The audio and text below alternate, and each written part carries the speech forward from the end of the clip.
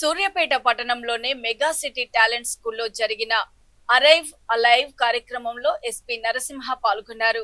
ఈ సందర్భంగా ఆయన మాట్లాడుతూ విద్యార్థులు రోడ్డు నిబంధనలపై అవగాహన కలిగి ఉండాలని, తమ తల్లిదండ్రులకు హెల్మెట్ మరియు సీట్ బెల్ట్ ప్రాముఖ్యతను వివరించాలని కోరారు. మద్యం సేవించి వాహనాలు నడపవద్దని తల్లిదండ్రులకు విజ్ఞప్తి చేస్తూ విద్యార్థులతో లేఖలు రాయించారు. రోడ్డు ప్రమాదాలను తగ్గించి విలువైన ప్రాణాలను కాపాడుకోవడమే పోలీస్ శాఖ లక్ష్యమని ఆయన అన్నారు. మనం ఈరోజు పాఠశాలకు వెళ్ళే విద్యార్థులు వాళ్ళ స్కూల్ బస్సు ఎక్కేటప్పుడు, స్కూల్ బస్సు దిగేటప్పుడు, రోడ్డు దాటేటప్పుడు, స్కూల్లోకి ఎంట్రీ అయ్యేటప్పుడు ప్రమాద బాధితులుగా ఉండొద్దు, బాధితులు కావద్దు అనేటువంటి సందర్భంలో వాళ్ళకు ఏ విధమైనటువంటి జాగ్రత్తలు తీసుకోవాలి అని చెప్పడం జరిగింది. అదేవిధంగా ప్రతి పిల్లవానికి వాళ్ళ తల్లిదండ్రులు అంటే చాలా దైవ సమానం, ప్రత్యక్ష దైవంగా ఉన్నటువంటి వాళ్ళు, అత్యంత ఇష్టమైనటువంటి వ్యక్తులు. వాళ్ళు రోడ్డు ప్రమాదాల బారిన పడకుండా ఉండాలంటే తల్లిదండ్రులకి పిల్లలు విజ్ఞప్తి చేసే ఒక ఉత్తరం ఎలా రాయాలి అనేటువంటిది ఈరోజు చెప్పడం జరిగింది. ప్రతి పిల్లోడు కూడా ఈరోజు వాళ్ళ ఇంటికి వెళ్ళిన తర్వాత వాళ్ళ తల్లికి తండ్రికి ఉత్తరం రూపంలో విజ్ఞప్తి చేస్తారు.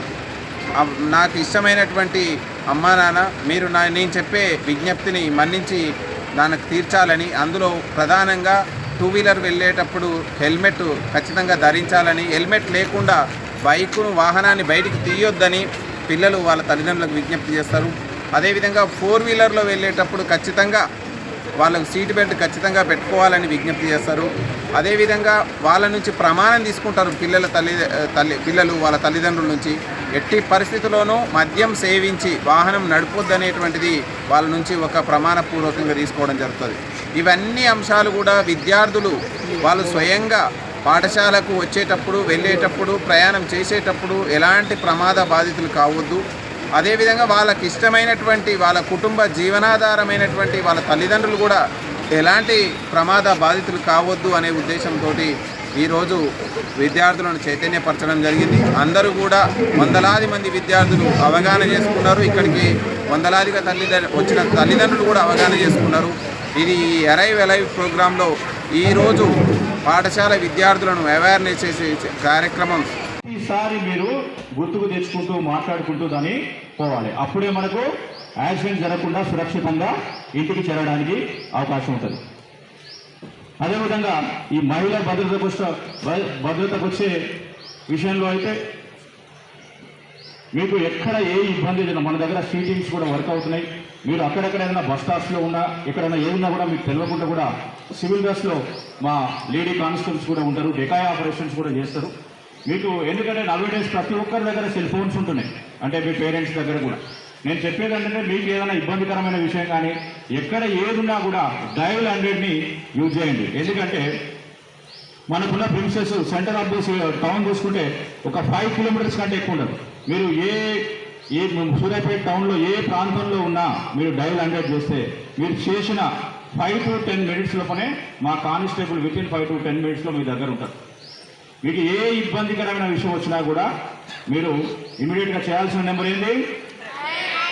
డయల్ 100. దీన్ని మర్చిపోకుండా ఖచ్చితంగా యూటిలైజ్ చేయాలి. ఇంట్లో ఎంతమంది చిల్డ్రన్స్ డయల్ 100 యూజ్ చేస్తారు? Please rise your hand.